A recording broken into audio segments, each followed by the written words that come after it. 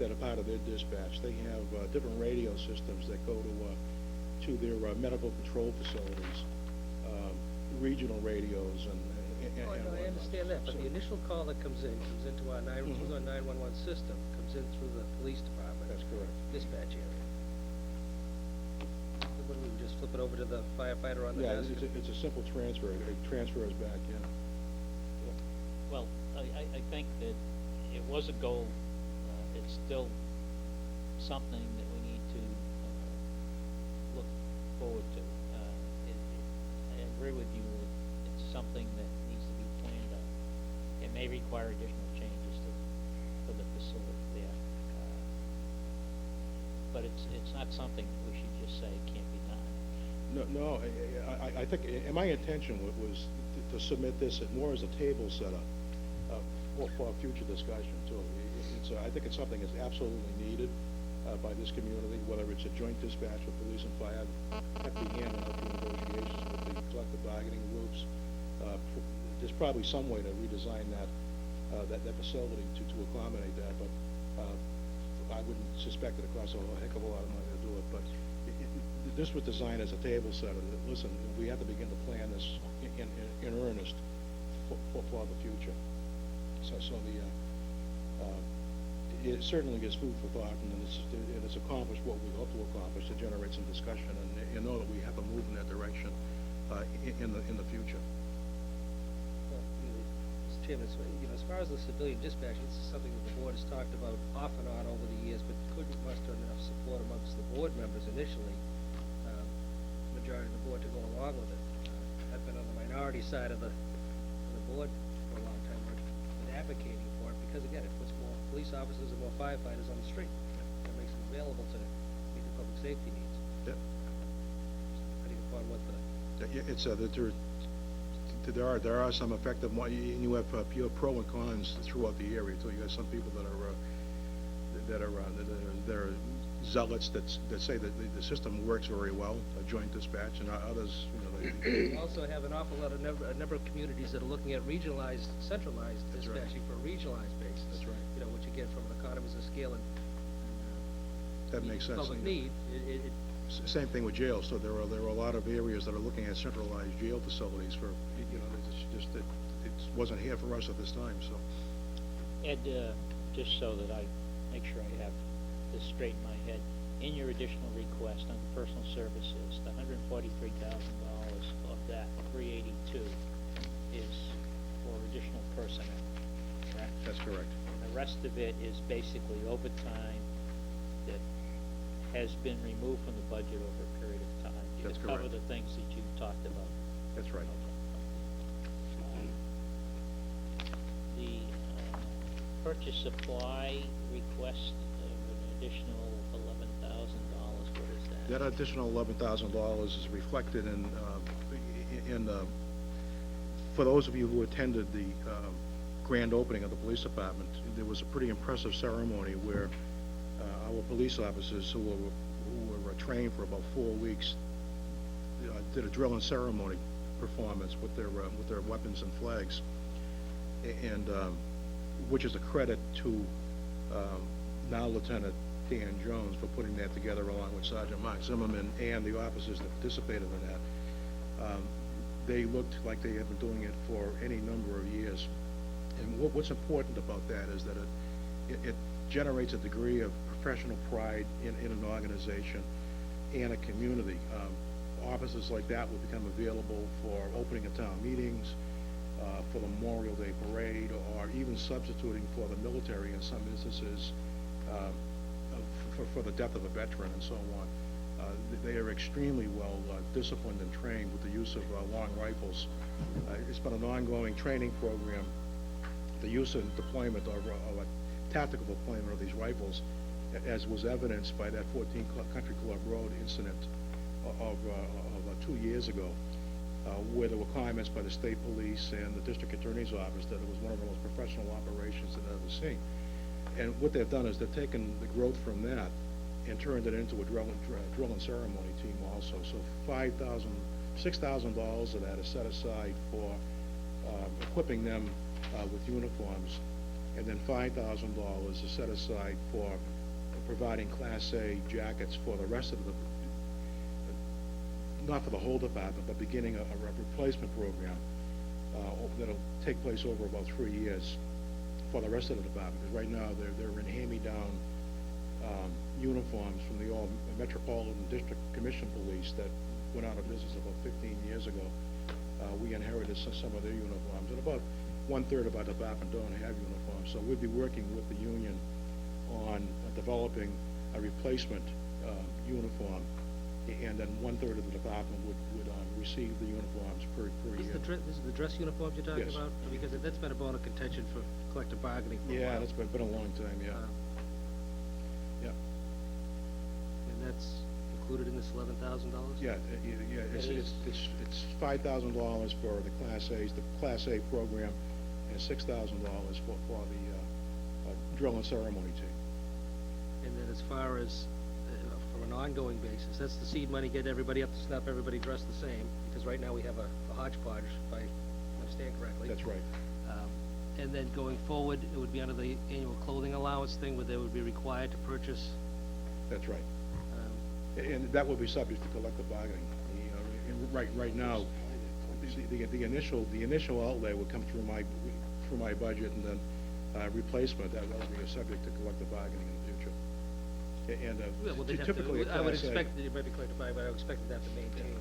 a Class A uniform should last 7 or 8 years anyways, that's, they're not something that's worn every day.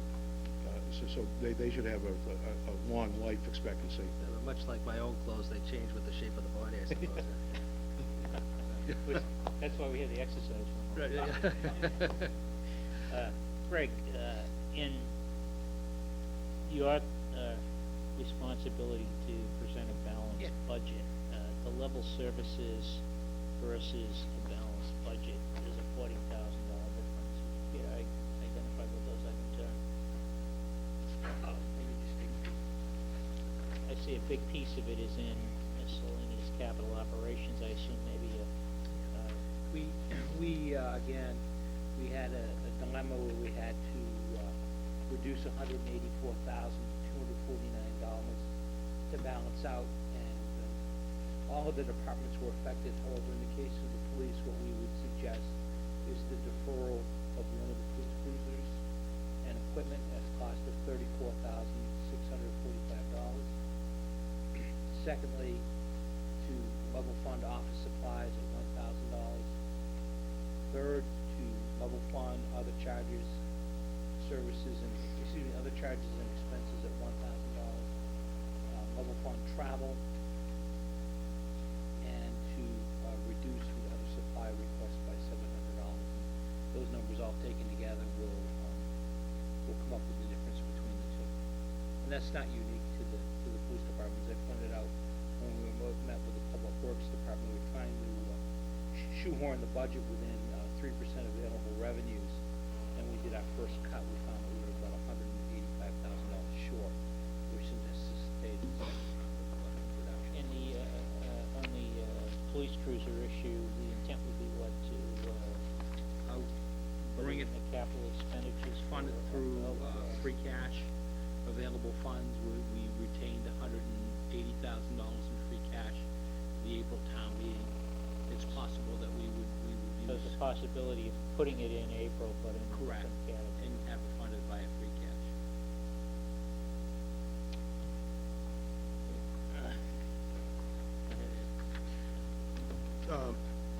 If we look,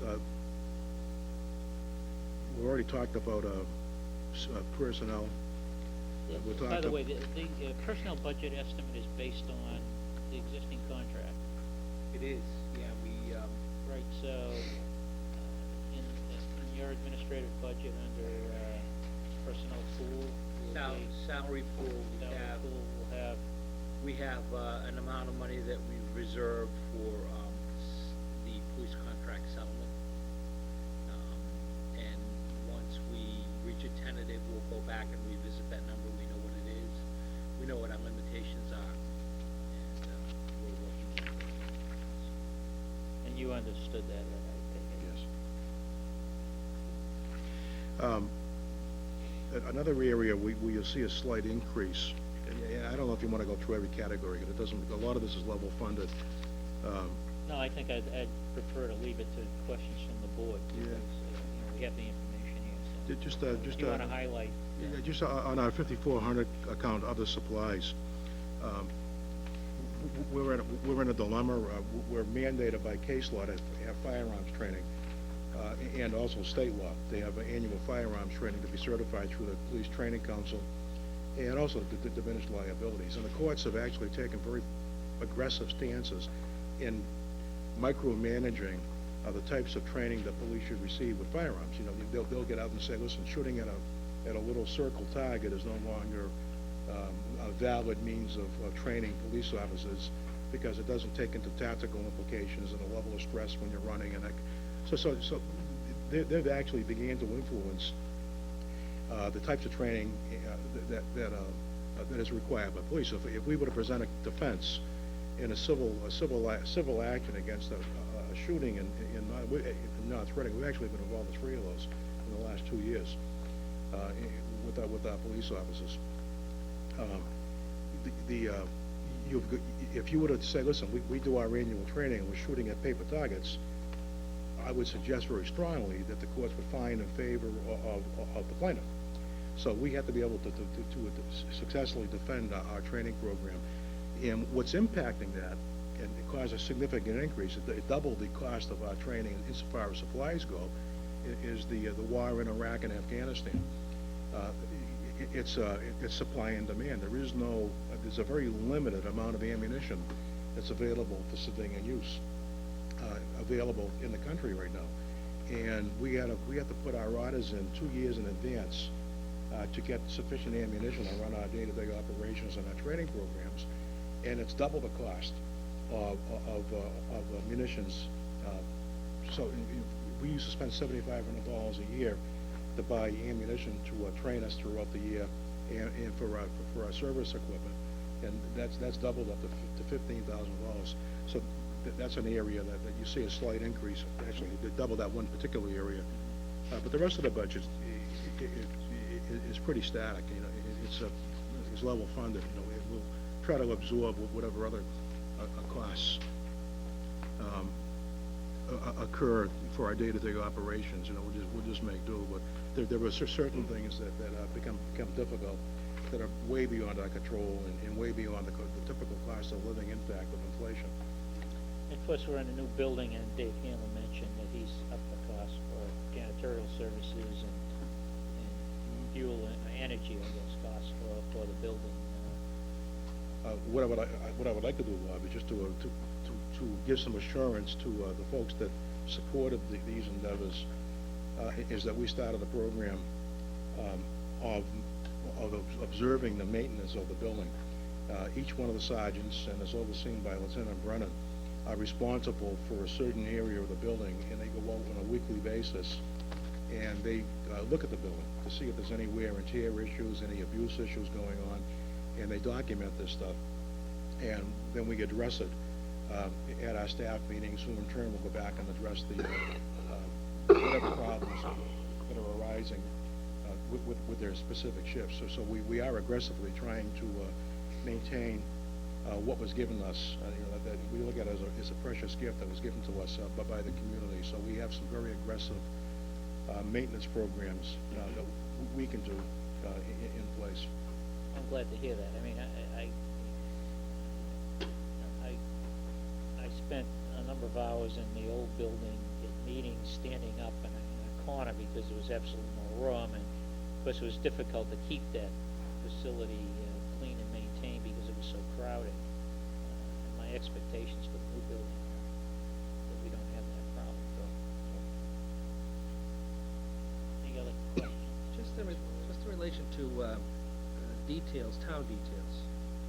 We had Mr. Hanlon in here a while ago, and he was stating that basically he doesn't have any control over that. It's all under your jurisdiction and your call as far as a public safety issue. I just observed 2 weeks ago, maybe in my neighborhood, you know where I live, we had a police detail one door down from my driveway. It was a dead-end street,